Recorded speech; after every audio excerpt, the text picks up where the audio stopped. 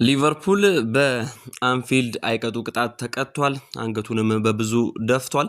ካለፉት 7 የሊግ ጨዋታዎቹ በስድስቱ ሽንፈት ገጥሞታል።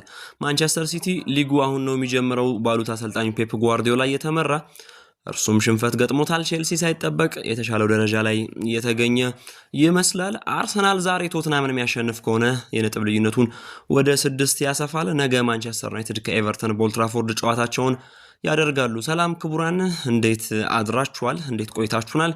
ቤስ ስፖርቶች ነን። በርከት ያሉ ስፖርታዊ ጉዳዮች ዳግም ተገናኝተናል። በተለይ በትላንትና የእንግሊዝ ፕሪሚየር ሊግ ጨዋታዎችና በዋነኛነት መዳረሻችን ደግሞ አርሰናል ከቶትናምን አድርገን ወደ እናንተ ቆይታ ምናደርስ ይሆናል። ወደ እናንተ በርካታ ነገሮችን እያነሳሳን እንቆያለን። ሀሳብ አስተያየቶቻችሁን ከስር ልትጽፉልን ትችላላችሁ። አርሰናል ከቶትናም የውጤት ግምታችሁንም ጭምር ማስቀመጥ ትችላላችሁ። ትላንትና በነበሩ ጨዋታዎች ያልተጠበቁ የጨዋታ ሁነቶች ተከስተዋል። በተለይ የኖቲንጋም ፎረስት በአንፊልድ 3-0 ማሸነፍ ትንሽ ያስደነግጥ ነበር። ኋላ ላይ በሰፊው እንመጣበታለን። በስፖቲፋይ ካምፕኑ ለመጀመሪያ ጊዜ የተጫወተው ባርሴሎና በበዛ ጎል ማሸነፍ ችሏል። ቀዳሚ ጉዳያችን አርሰናል ከቶትናም እናርገውና ሌሎቹን ተራ በተራና በሂደት ምንመጣባቸው ይሆናል። ከኢንተርናሽናል ብሬክ መልስ ሊጎች ሲመለሱ ትልቁ የሰሜን ለንደን ደርቢ ጨዋታ ዛሬ ምሽት ላይ ይከወናል። በሊጉ በውድድር ዘመኑ አርሰናል 8 ጨዋታዎችን ማሸነፍ የቻለ ቡድን ነው። በተቃራኒው ደግሞ ቶትናም በ5 ብቻ ነው ድል ያለው። አርሰናል 1 ጊዜ ብቻ በሊቨርፑል ሲሸነፍ 2 ጊዜ ከማንቸስተር ሲቲ እና ከሰንደርላንድ ጋር አቻ ወጥቷል። ቶትናም በተቃራኒው 3 ጊዜ ተሸንፎ 3 ጊዜ አቻ የወጣ ቡድን ነው። በስኳድ ቫልዩ እንደሚገመተው አርሰናል በዚህ ሰዓት ከውዶቹ የአውሮፓ ቡድኖች መካከል አንደኛው ነው። ወደ 1.5 ቢሊዮን ዩሮ ገደማ ያወጣል። ቶትናም 1 ቢሊዮን ዩሮ ገደማ ይገመታል፣ ወይም ደግሞ 988 ሚሊዮን ዩሮ ገደማ ነው ቶትናም ያወጣል ተብሎ የሚታሰበው። ጨዋታው የሚከናወነው በኤምሬትስ ስታዲየም ነው። ባለፉት ጨዋታዎች ሁለቱ ቡድኖች በተለያየ ቀለም ላይ አሳልፈዋል ብሎ መናገር ይቻላል። አርሰናል በሁሉም ውድድር 10 ተከታታይ ድሎችን ካስመዘገበ በኋላ ስታዲየም ኦፍ ላይት ላይ ከሰንደርላንድ ጋር አቻ ወጥቷል። ግን ከዛ ቀደም የነበሩ የሊግ ጨዋታዎችን በርንሌይን፣ ክሪስታል ፓላስን፣ ፉልሃምን፣ ዌስትሃምን አሸንፎ የመጣ ቡድን ነው። ቶትናም በተቃራኒው በሜዳው ከማንቸስተር ዩናይትድ ጋር 1 ነጥብ ነው የወሰደው። በቼልሲ ተሸንፏል። ቀድሞ በነበረው አጋጣሚ ኤቨርተንን አሸንፎ ነው የመጣው። ካለፉት 5 ጨዋታዎች ግን ቶትናም ማሸነፍ የቻለው ሁለቱን ብቻ ነው። በተቃራኒው በሁለቱ ተሸንፏል። ይሄ ለአርሰናል መልካም አጋጣሚ ሊሆን ይችላል። በመጨረሻዎቹ የቡድኖቹ ግንኙነት ላይ እንግዲህ ሄድ ቱ ሄድ አርሰናል እንደሚጠበቀው የበላይነት አለው። በፕሪዝን በርግጥ ቶትናም አሸንፈው እንደነበረ ይታወሳል። ግን በጠቅላላው አርሰናል 81 ድል አለው። ቶትናም 62 ጊዜ አሸንፏል። 52 ጊዜ ባቻ ውጤት የተጠናቀቀ ጨዋታ ነው የሁለቱ ቡድኖች መርሃ ግብር። ቪክቶር ዮኬሬሽ በውድድር ዘመኑ ለአርሰናል 4 ጎል አስቆጥሮ ከላይ ይመራል። ሪቻርልሶን በተመሳሳይ በቶትናም በኩል 4 ጎሎች ያለው ተጫዋች ነው። በምሽቱ ጨዋታ ላይ አንዳንድ ቁጥሮች ሊስተካከሉ ይችላሉ። ለምሳሌ አርሰናል ካሸነፈ ቤን ዴቪስ የሚባለው የቶትናም ተጫዋች 100ኛ የፕሪሚየር ሊግ ሽንፈቱ ሆኖ ይመዘገባል። እንዲሁ ደግሞ አርሰናል በዚህ ጨዋታ ላይ ትሮሳርድ 2 ጎሎችን የሚያስቆጥር ከሆነ በፕሪሚየር ሊጉ 50 ጎሎች ላይ መድረስ ይችላል። እስካሁን 48 ጎል ደርሷል። ትልቁ መነጋገሪያ ጉዳይ የጋብሪኤል ማጋሌሽ የጉዳት ዜና ይመስላል። የጋብሪኤል ማጋሌሽ እንግዲህ ምናልባት እስከ 2 ወር የሚያረቀው ዜና ሚካኤል አርቴታ ማረጋገጫ ሰጥተውበታል ከትላንት በስቲያ በነበራቸው ፕሬስ ኮንፈረንስ ላይ።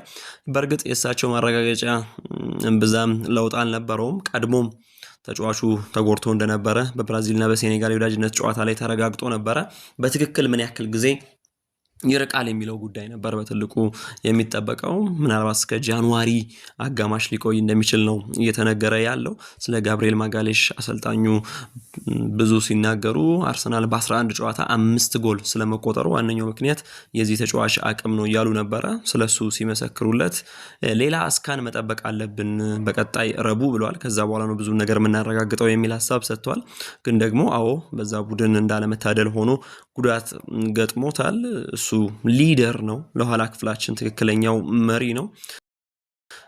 እንግዲህ የሱ እዛ ጋር መገኘት ለኛ በጣም ትልቅ አጋጣሚ ነው። ሁሌም ትልቅ ነገር ይፈጥርልናል። ግን ደግሞ እንደ ሞስኬራ እና ሂንካፔ አይነት ተጫዋቾች ደግሞ አሉት ቡድኑ። ስለዚህ እነዚህን በደንብ ሪፕሌስ አድርጎ መጠቀም የሚችልበት እድል አለ።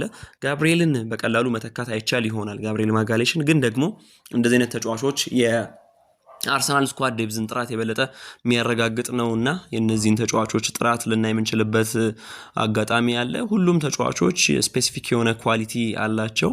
ጋብሪኤል ማጋሌሽ ሊደርሺፕ ነው፣ የሱ ፕሬዘንስ ዛጋ በጣም መልካም ነው። መከላከሉን በደንብ ይወደዋል፣ በጥራት ነው የሚሰራው። ይሄ ቦዲ ላንጉቹ ራሱ ከሌሎች ተጫዋቾች ጋር ያለው ግንኙነት በጣም መልካም ነው። ቡድኑን በደንብ የሚመራ አይነት ማንነት እንደሆነ ያነሱለት ነበር ሚካኤል አርቴታ። በእርግጥ እንደሱ አይነት ተጫዋች ማጣት በጣም አደገኛ ነው። የቪክቶር ዮኬሬሽ ጉዳይ በተለያዩ ሚዲያዎች የተለያየ ስሜት ነው እየተቀመጠ ያለው። ቪክቶር ዮኬሬሽ ጨዋታው ላይ ባይደርስ እንኳን ሜዳ ሊገኝ ይችላል፣ ተቀይሮ ሊገባ ይችላል፣ እንዲሁም ደግሞ በቂ ልምምድ ሰርቷል የሚሉ በርካታ መረጃዎች ይወጣሉ። በተቃራኒ ደግሞ ቪክቶር ዮኬሬሽ በፍጹም በዚህ ጨዋታ ላይ የሚኖርበት አንዳችም ምክንያት የለም የሚሉ ዜናዎችም በተደጋጋሚ እየወጡ እያየን ነበር። በጣም ያስደነቀኝ አንድ ቁጥር ግን አርሰናል ከ1993 በኋላ በሜዳው ሃይብሪም ይሆን ኤምሬትስ በቶትናም የተሸነፈው አንድ ጊዜ ብቻ ነው። ይሄ በጣም የተለየ አጋጣሚ ነውና ለአርሰናል ምናልባት ይሄኛው ትልቅ መልካም አጋጣሚ ሊሆን ይችላልና ምናልባት ድሉ ለአርሰናል የበለጠ ሊቀርብ የሚችልበት እድል አለ። ቶትናም ግን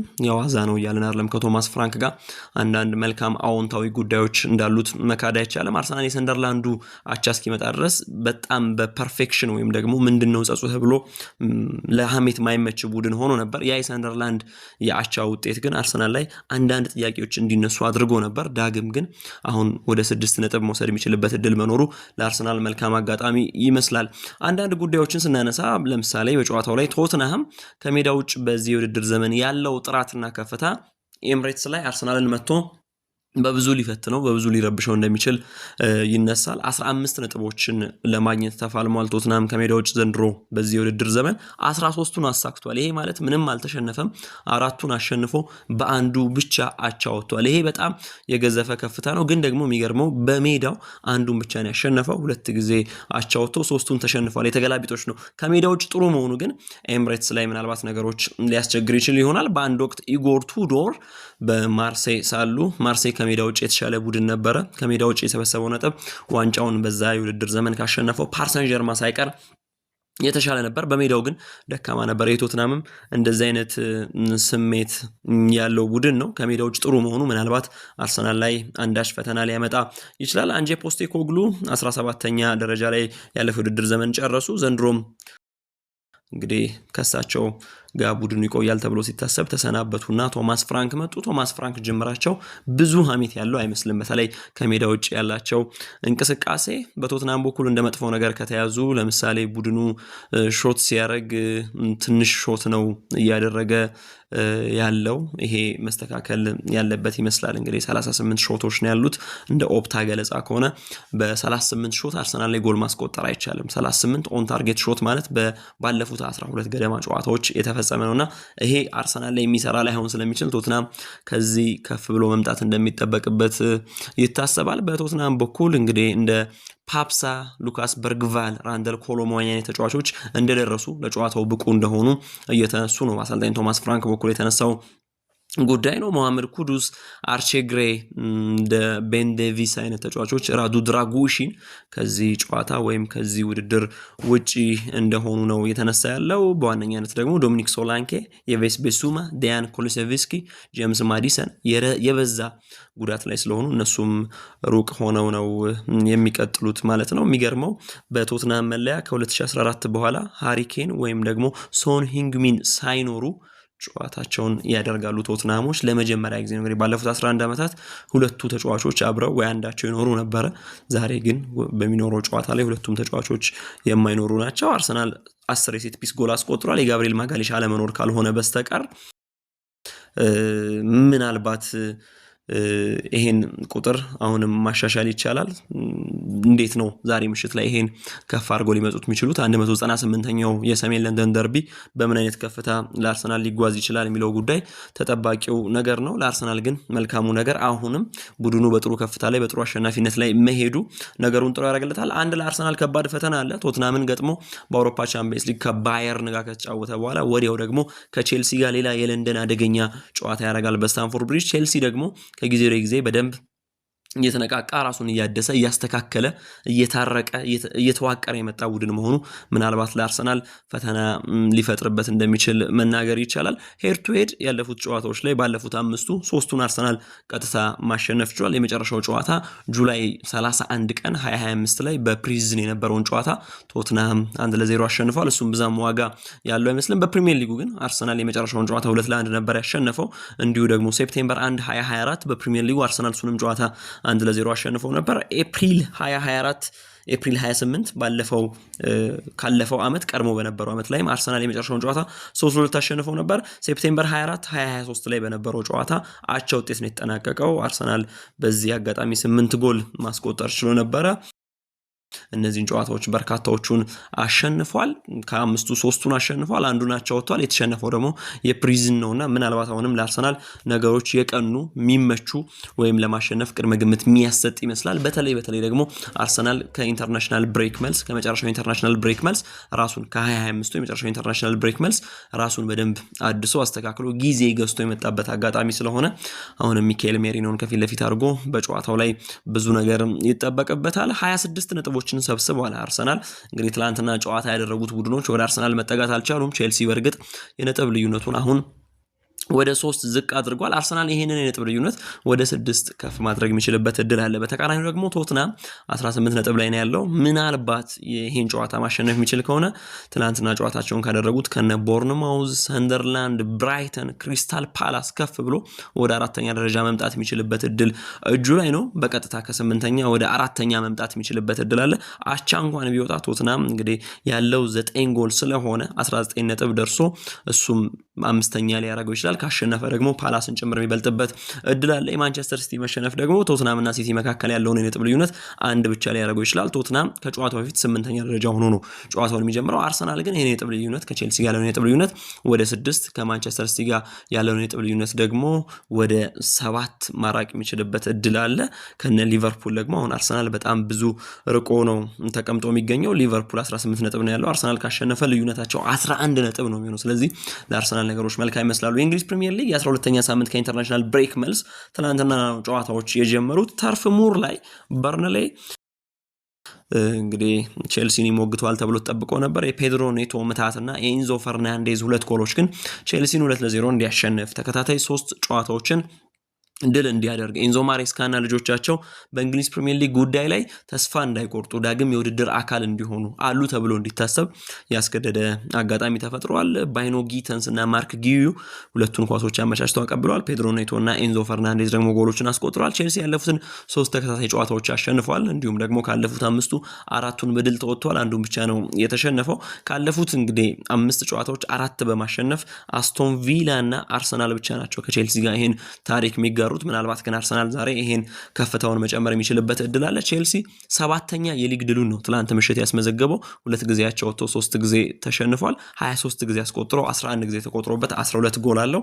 የትላንትና የቼልሲ ድል ግን በከፍታ መነሳት የሚችል ነው። ሊቨርፑል በአንፊልድ በፍጹም ሳይጠበቅ በኖቲንግሃም ፎረስት 3-0 ተሸንፏል። ሾንዳይች ከማንቸስተር ዩናይትድ ጋር አቻ መውጣታቸው ሲገርም አሁን ደግሞ አንፊልድ ላይ ሊቨርፑልን 3-0 አሸንፏል። ሊቨርፑል 75% የኳስ ብልጫ ነበረው። ተከላካዮቹ ሙሪሎ እና ኒኮሎ ሻቮና የመጀመሪያው 2 ጎሎች አስቆጥሯል። ሞርጋን ጊብስ ዋይት የኖቲንግሃም ፎረስት እንቁ አድራጊ ፈጣሪ ሁሉን ነገር ለማድረግ የሚችለው አማካይ የእንግሊዝ ብሔራዊ ቡድን ቶማስ ቱከል ተመራጭ ተጫዋች ነው። ሞርጋን ጊብስ ዋይት 3 ጎሎች አስቆጥሯል። ሊቨርፑል ቤት ምንድነው የገባው? ትንሽ ያጠራጥራል። አሁን አሌክዛንደር ኢዛክ እንግዲህ የዴይ ስትሬት በስቶበት ወይም ደግሞ የሞት ዛቻ ወይም ደግሞ የጥቃት መፈጸም ዛቻና መሰል ጉዳዮች በስቶበት በ30,000 ፓውንድ እንግዲህ ውሻ መግዛቱ ሁሉ እየተነገረ ነበረ።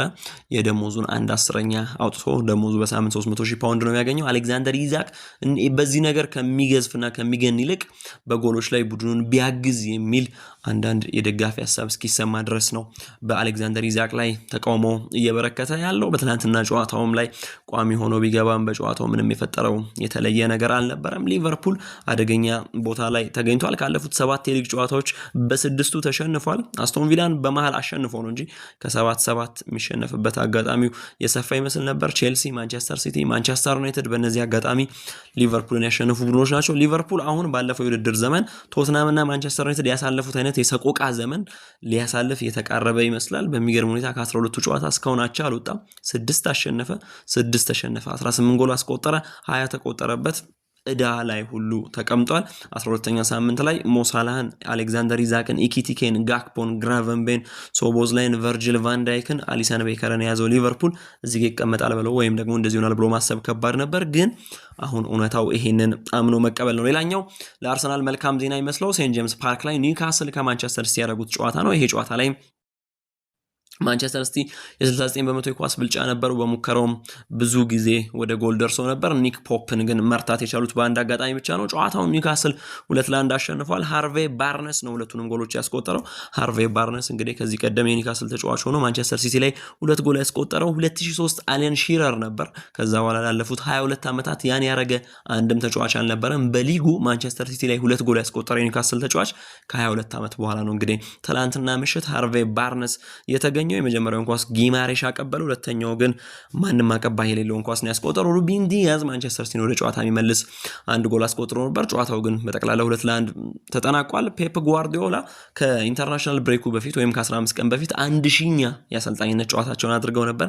1001 ብለው የጀመሩት ግን በሽንፈት ሆኗል። እርሳቸው ሊጉ አሁን ነው የሚጀምረው የሚል ሐሳብ ሰጥተው ነበር። ማንቸስተር ሲቲ በመደላድል ቦታ ላይ እንዳለ ተሰምቷቸው ስብስባቸው ጥሩ መሆኑ የጤንነት ጉዳይ አሳሳቢ ያለ መሆኑን ከተመለከቱ በኋላ ያን ሐሳብ በሰጡ በ24 ሰዓት ልዩነት ለኒውካስል እጅ ሰጥተዋል። ኒውካስል ማሸነፉ በመጠኑም ቢሆን ከፍ አድርጎታል። 15 ነጥብ እንዲይዝ አድርጎታል። ባለፉት 4 ጨዋታዎች ከትላንትና ምሽቱ ጨዋታ በፊት በ3ቱ ተሸንፈው ነበር። የትላንትና ምሽቱን ጨዋታ ግን በማሸነፉ በ15 ነጥብ 14ኛ ደረጃ ላይ መቀመጥ ችሏል። ማንቸስተር ሲቲ ካለፉት 5ቱ ሁለቱን የተሸነፈበት አጋጣሚ ተፈጥሯል። አንደኛው በቪላ ነበር። አሁን ደግሞ ትላንትና ምሽት በኒውካስል ተሸንፏል።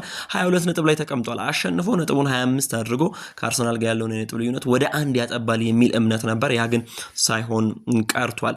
እንግዲህ ዛሬ 11 ሰዓት ላይ ሊድስ ዩናይትድ ከአስቶን ቪላ ይጫወታሉ። ቀድመን በሰፊው ያነሳ ነው አርሰናል ከቶትናም ምሽት 1 ሰዓት ከ30 ላይ የሚጫወቱ ይሆናል። ማንቸስተር ዩናይትድ ከኤቨርተን የ12ኛ ሳምንት የመዝጊያ መርሃ ግብር ሰኞ ምሽት 5 ሰዓት ላይ ነው የሚሆነው። ማንቸስተር ዩናይትድ ለቀጣዮቹ 57 ቀናት ቅዳሜ ጨዋታ አይኖረውም። ብዙዎቹ ጨዋታዎች እሁድ እንዲሁም ደግሞ ስን ጨዋታ ሰኞ ነው የሚያደርገው። ያንን መርሃ ግብር ደግሞ ነገ ይጀምራል። ማንቸስተር ዩናይትድ ከኤቨርተን ምሽት 5 ሰዓት ላይ የማቲያስ ኩኒያ ጉዳይ በሰፊው የተነሳ ነው።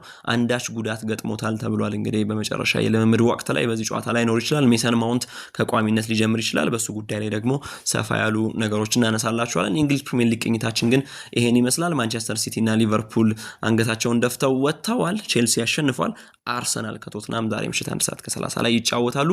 እንግዲህ ቤስ ስፖርት ላይ የዚህን ጨዋታ ግምት ማስቀመጥ ትችላላችሁ። በስፔን ላ ሊጋ 13ኛ ሳምንት ስፖቲፋይ ካምፕኑ የመጀመሪያ ከተመረቀ በኋላ የመጀመሪያ የነጥብ ጨዋታውን ከውኗል። ባርሴሎና አትሌቲክ ቢልባኦን ወይም አትሌቲክ ክለብን ጋብዞ 4-0 አሸንፏል። ሮበርት ሌቫንዶስኪ አሁንም ጎል እያስቆጠረ ነው። ባለፉት 4 ጨዋታዎች ከ6 ጎሎች ጋር ቀጥተኛ ግንኙነት አድርጓል። ፌራን ቶሬዝ በጨዋታው 2 ጎል አስቆጥሯል። ፌርሚን ሎፔዝ የሌላኛው ጎል ባለቤት ነው። ላሚን ያማል በዚህ ሜዳ የመጀመሪያው የጎል የሚሆን ኳስ ያቀረበ ወይም አሲስት ያደረገ ተጫዋች ሆኗል። ሮበርት ሌቫንዶስኪ የመጀመሪያው ጎል አስቆጣሪ ከታደሰ በኋላ ላሚን ያማል ደግሞ ባለመጀመሪያው አሲስት ሆኗል። ጨዋታው 4-0 ነው የተጠናቀቀው። ላሚን ያማል ፌራን ቶሬዝ ላስቆጠራቸው ሁለቱም ኳሶች አመቻችቶ አቀብሏል። 45ኛው ደቂቃም ሊጠናቀቅ ሲል 90ኛው ደቂቃ ሊጠናቀቅ ሲል የተፈጠረ አጋጣሚ ነበር። ባርሴሎና ሪያል ማድሪድ ዛሬ ምሽት 5 ሰዓት ላይ ከኤልቼ ጋር እስኪጫወት ድረስ የስፔን ላ ሊጋን በ31 ነጥብ መምራት ጀምሯል። ነጥባቸው እኩል ነው። በግብ ክፍያ የተሻለው ባርሴሎና ስለሆነ ነው። ሪያል ማድሪድ የሚያሸንፍ ከሆነ ወይም አቻ የሚወጣ ከሆነ ዳግም መሪነቱን ይረከባል። ቪያሪያልና አትሌቲኮ ማድሪድ በ26 እና በ25 ነጥብ ላሊጋው ላይ ተከታትለው የተቀመጡ ቡድኖች ናቸው። በጀርመን ቡንደስሊጋ ትናንትና አስደናቂ የጨዋታ መርሃ ግብሮች ተከናውኗል። ትንሽ ግር የሚሉም ነበሩ። እንግዲህ የ11ኛ ሳምንት መርሃ ግብር ላይ በ3 ጨዋታዎች ብቻ 21 ጎሎች ተቆጥረዋል። ቦሩሲያ ዶርትመንድ በሲግናል ኢዱና ፓርክ ያደረገውን ጨዋታ ከሽቱትጋርት ጋር 3-1 ጨርሰዋል። 6 ጎል የተቆጠረበት ሆኗል። ከዛ በኋላ ባየር ሚኒክ ከፍራይቡርግ ተገናኝቶ 6-2 ተጠናቋል። 8 ጎል የተቆጠረበት ነው። ኮሎን ከአይንትራ ፍራንክፉርት እጅግ ማራኪና ውብ የነበረው ጨዋታ በመጨረሻ በአይንትራ ፍራንክፉርት 4-3 አሸናፊነት ተጠናቋል። እንግዲህ በእነዚህ 3 ጨዋታዎች ብቻ በጠቅላላ 21 ጎል ተቆጥሯል። እንዴት ያለ አስደናቂ አጋጣሚ እንደሆነ መናገር ይቻላል። ባየርን ፍራይቡርግን 6-2 ሲያሸንፍ ያ ወጣት ያ ድንቅ ተጫዋች አሁን በቅርብ ዓመታት ስሙ ገዝፎ ሊነሳ የሚችለው ሌናርት ካርል እንግዲህ በትላንት ምሽቱ ጨዋታ ላይ ማይክል ኦሊሴ አመቻችቶ ያቀበለትን ኳስ ወደ ጎልነት ቀይሯል። ኦሊሴ አመቻችቶ ማቀበል ብቻ ሳይሆን ጎልም አስቆጥሯል። በጠቅላላ 3 ኳስ ነው አመቻችቶ ያቀበለው። የምሽቱ ዋና ሰው ኦሊሴ ነበር። አንድ ጎል አስቆጥሮ 3 አሲስት አድርጓል ወይም የአሲስት ሃትሪክ መስራት ችሏል። ኦፓሜካኖ፣ ሃሪኬን እና ኒኮ ጃክሰን የተቀሩትን ጎሎች አስቆጥሯል። ይቅርታ ኦሊሴ 2 ጎል አስቆጥሮ 3ቱን ነው አሲስት ያደረገው። በአንደኛው ጎል ላይ ብቻ ነው ኦሊሴ የሌለበት፣ እርሱም ሃሪኬን ያስቆጠረው ኳስ ላይ ሃሪኬን አስቆጠረ። ፓቭሎቪች ደግሞ ኳሱን አመቻችቶ አቀበለ። በተረፈ ከ6 ጎል 5ቱ ላይ ኃላፊነት ወስዷል። ባየር ሚኒክ በ11 ጨዋታ 31 ነጥብ አለው። እንግዲህ ለመጨረሻ ጊዜ ባለፈው አቻ እስኪወጣ ድረስ ተከታታይ በሁሉም የውድድር ዘርፍ እያሸነፈ ነበር። አሁን ማግኘት ከሚገባው 33 ነጥብ 31ዱን ሰብስቧል። ባየር ሌቨርኩሰን ገና ከወዲሁ በ8 ነጥብ አንሶ 23 ነጥብ ነው ያለው። ቦሩሲያ ዶርትመንድ 22 ነጥብ አለው። የጀርመን ቡንደስሊጋ ቅኝታችን ይሄን ይመስላል። ቤስፖርት ላይ አርሰናል ከቶተንሃም ውጤታችሁን እንድትገምቱ እየጋበዝን ለዕለቱ ያዘጋጀነው መረጃ ይሄን ይመስላል። ሰላም።